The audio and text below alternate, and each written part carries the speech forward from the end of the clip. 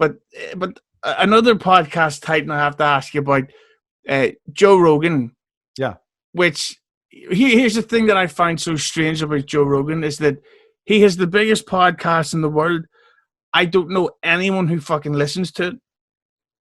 Really, I do. I listen to Joe Rogan's podcast. See, my whole thing about him is he doesn't stick to a point of view. Right. It's like 1 minute he's super liberal, then he's kind of right wing, then he's like fucking racist, but then he's not, and then it's like he's whatever the guest needs him to be. He's a her. Yeah. Well, you bring up a good point. I listen to Joe Rogan, but only based on who the guest is.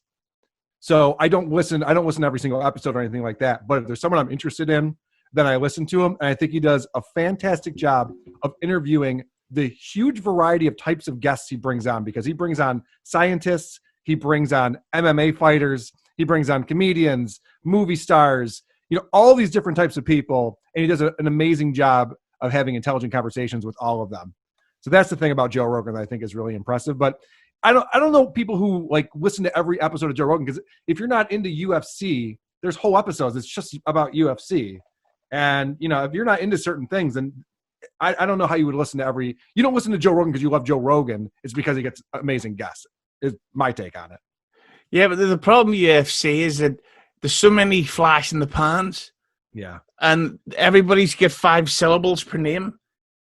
Where it's like, yeah. No, I don't know. Will Smith, I like Will Smith. Talk about Will Smith, I don't know. But with Joe Rogan, again, not that I listen often, I just listen to the clips, but I think that the Spotify deal has changed them for the worse. Oh, yeah, for sure. Now, to be fair, if you're paying me $100 million, I'm going to fucking talk about kittens 24/7. I'll fall in line for $100 million, sure. Yeah, but I think Joe Rogan's the show quality from the part that I've seen really stinks. And I noticed the beginning of the downfall was when Robert Downey Jr. was his guest this year. And you see that and it's like, holy shit. And Rogan's asking these hard-hitting questions like, what was it like being cast as Iron Man? And you think, who cares? It's like I'm fucking struggling to make conversations with my friend Jeff making fart noises like, and he's get Robert, thank you, and he's get Downey Jr. on, and it's like, this is so fucking boring, and it's get 5 million viewers. Yeah, I documented. So he moved to Austin. He's got the new studio there, and his first guest was this guy Adam Curry from the show No Agenda, and I'm a huge fan of No Agenda with John C. Dvorak and Adam Curry. And Adam Curry comes on. It couldn't have been a worse interview. Joe Rogan totally dropped the ball, just kept going off on tangents, wanted to talk about what he wanted to talk about. Adam Curry was just lost. And there are times when he's a little bit off his game. I think more recently since Spotify, he's been a little bit more off his game.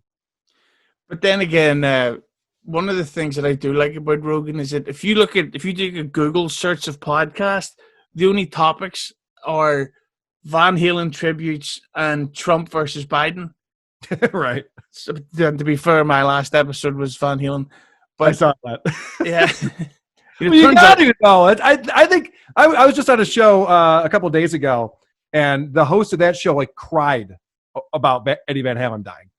And so we were talking about that, and I don't make fun of him because, yeah, Eddie Van Halen was amazing, and I love his music. And the only positive thing about him dying is that we're all talking about it. We're all listening to the music again. I was going back and watching old concerts from the early 80s on YouTube. It's like, that's the cool thing about it, is that we all remember, like, oh, yeah, we got to really appreciate this guy. So I don't have a problem with you doing a Van Halen tribute. I think that's a good idea at this time.